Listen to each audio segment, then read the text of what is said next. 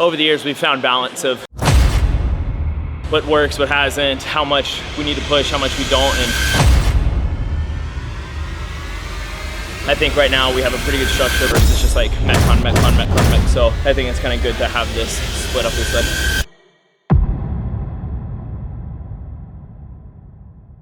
Welcome to the 2022 Training Think Tank CrossFit Games Preparation Camp Week Training Week. This is video 1 of 5, which might not even be 5 after Chris chops it up. This was a training week that was written primarily by my friend, Adam Rogers. Let's go through a cast of characters. Who's here? Don't you dare stop me. I'm in a flow. Don't do it.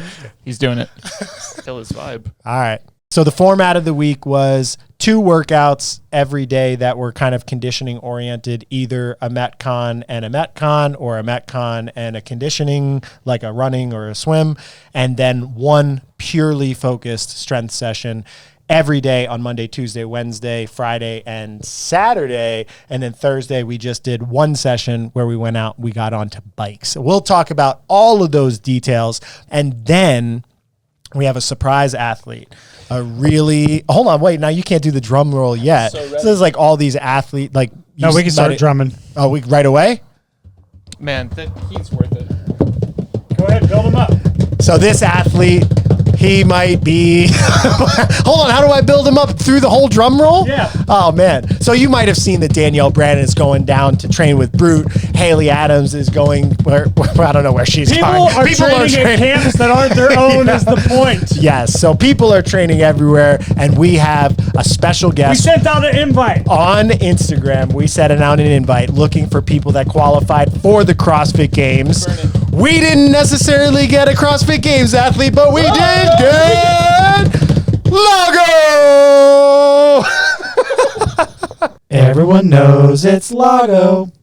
Lago. And that is our final character in our CrossFit Games Prep Camp Week series. Made me sweaty. Join us.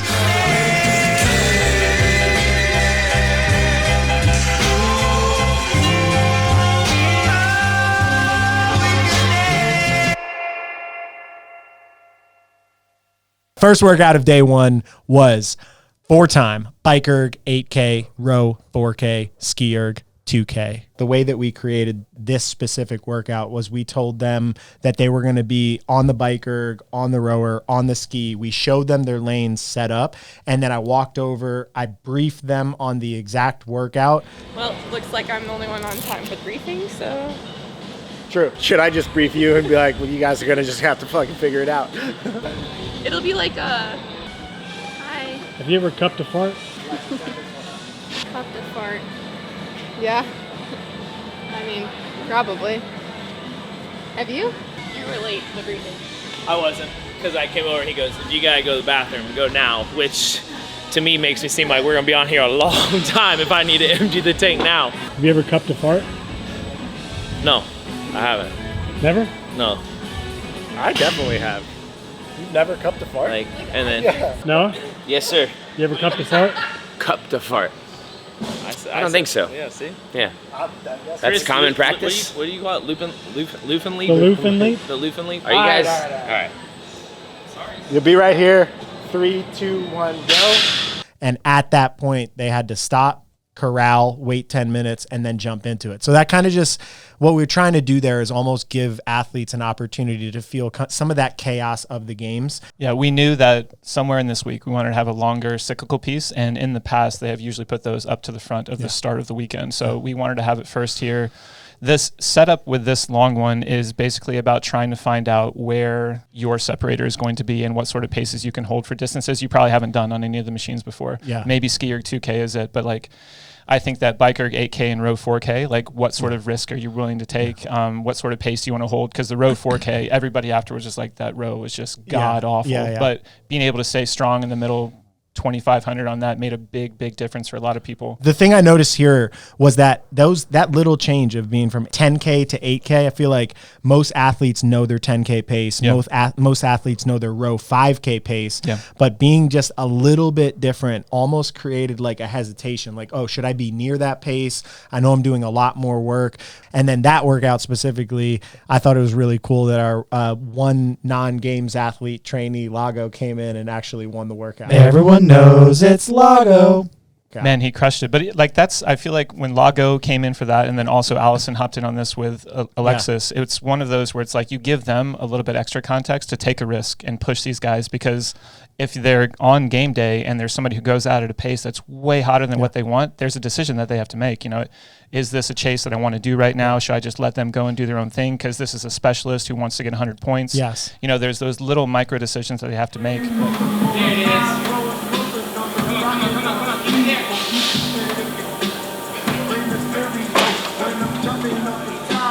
Dude, it's impressive on the machines, that's for sure.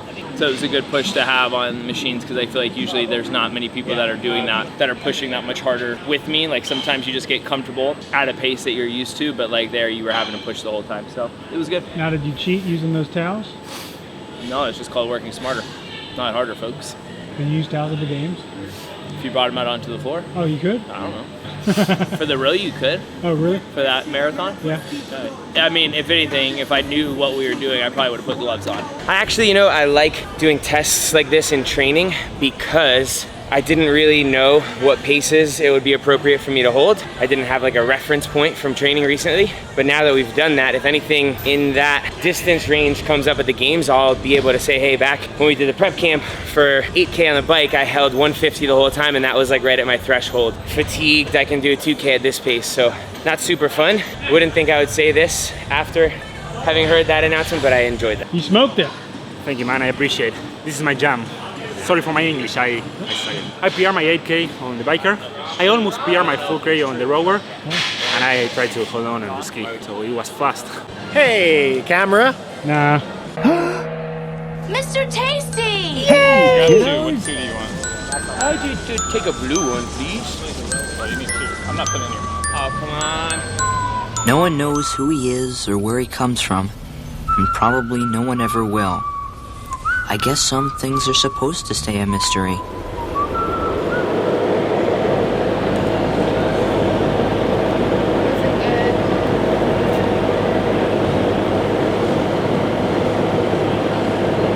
How was it?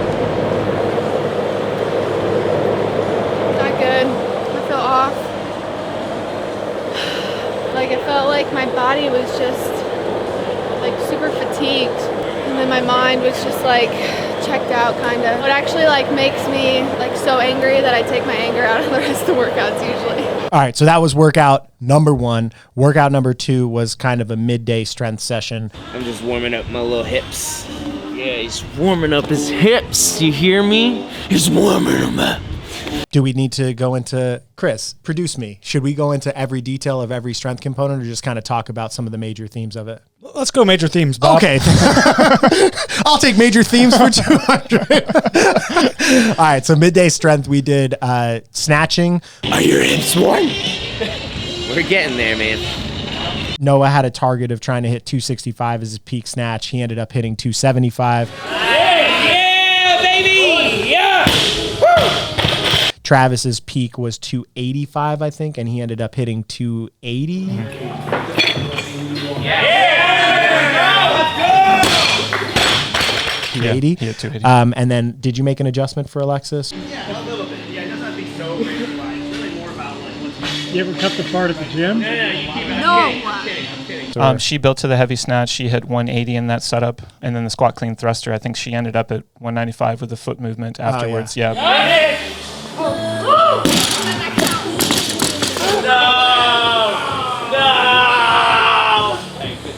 There's still a good lift. That was a great lift.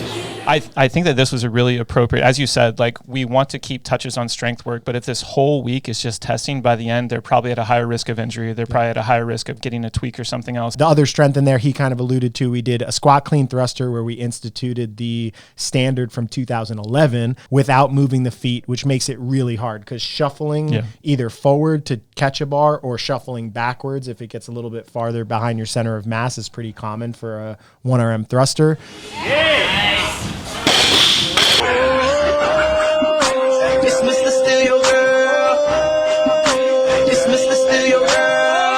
Then we did some hang squat snatches as an EMOM.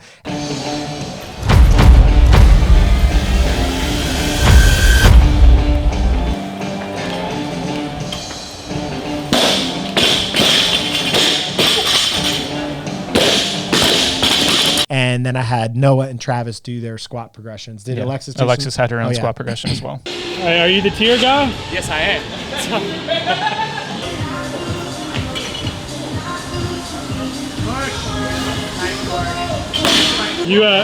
You sponsored this one? That girl. Yeah, we do. Why is she wearing Nikes, bro? It's a terrible misfortune. Her shoes, they actually shipped out today, so you'll have them tomorrow. Overnighted, so. I think you should fire her. It didn't work. All right, and then we came in for the evening workout, which was the final workout of the day, which originally started out as 5 rounds for time of 15 chest-to-bar pull-ups with a weighted vest and 5 parallette handstand push-ups, and then crazy man over here decided that it wasn't hard enough. Am I crazy to think that the step-ups are harder than step-overs? Yes. No, you're not. Well, yeah.